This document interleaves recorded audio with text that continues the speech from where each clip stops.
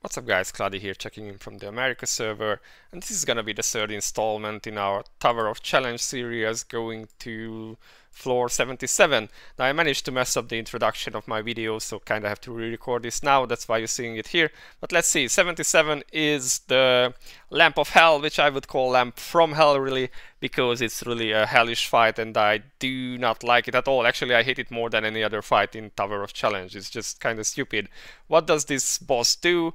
The lamp is like doing an aura that is doing a pulsing damage around itself, and this pulse will also dispel all of your buffs and do a lot of damage, which means that you cannot use melee characters at all, and if it reaches your group it will do a lot of damage to you and it will dispel all your buffs, which is definitely not nice. Now the way you deal with it is that you keep knocking it back, and for that one of the best characters is Maria with all her CC spells.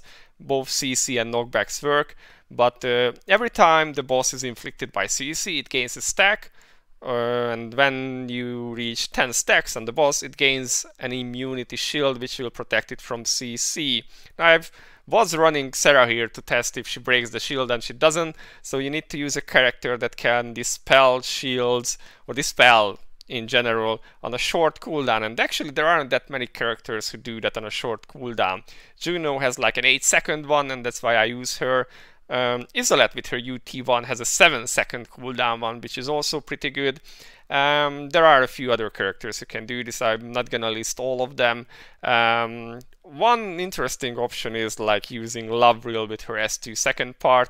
If you are, say, a Pansy user who can one-shot this boss, then you can just Lovril S2 up and then have Pansy one-shot the boss. So that also works. But yeah, basically you need a short cooldown dispel to keep the boss away from yourself.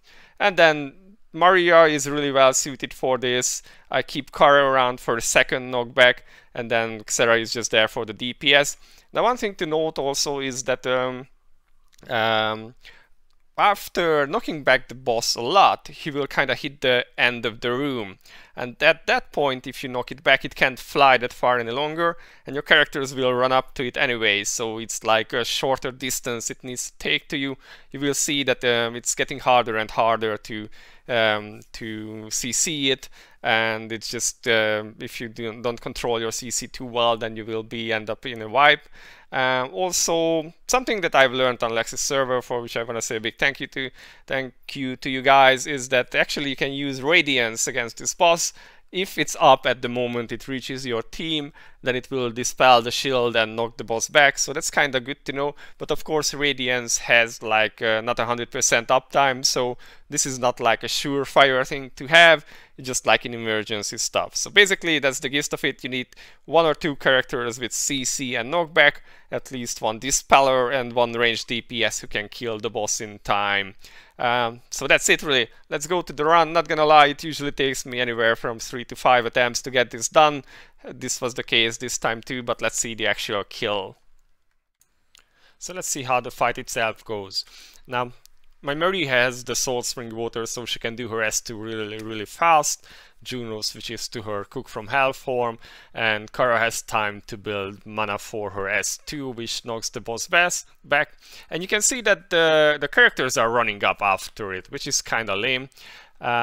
Yeah, we are doing the stuns and the knockbacks. You can see the shield coming up here, which I'm cleansing or dispelling with my Juno, and then I keep knocking the boss back and trying to DPS with my Xerah. Trying not to DPS too much. For instance, Maria's S3 adds a lot of stacks to the boss, so I don't like using that. Here comes the shield again, and well, Xerah got clipped, so I lost her book buff, which is kind of bad play. Also, the boss is starting to like shift towards the bottom, and at the next knockback it will be like barely going back anymore, which is a bit of a problem. Now we are getting the shield again, which I'm cleansing once more, but react kind of slowly, and this will cause in a near wipe. My Juno dies, but then Xerah finishes off the boss.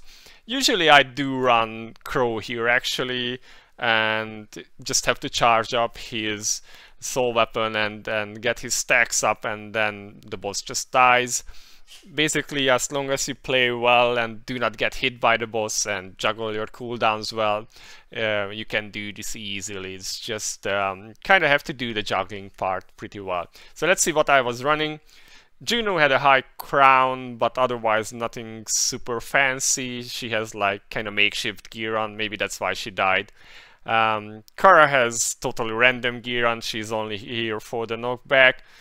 She could actually DPS, but I did not want to use that many skills. Maria has her 3-star Soul Spring Water, and then this is Xerah with normal DPS gear. Probably the book is not the best choice here because that can get dispelled if you do get hit, but that's what I ran with. So yeah, that's it guys. I hope you found it helpful. If you have any questions, leave them in the comments below, and I'll see you in the next one. Until then, bye bye.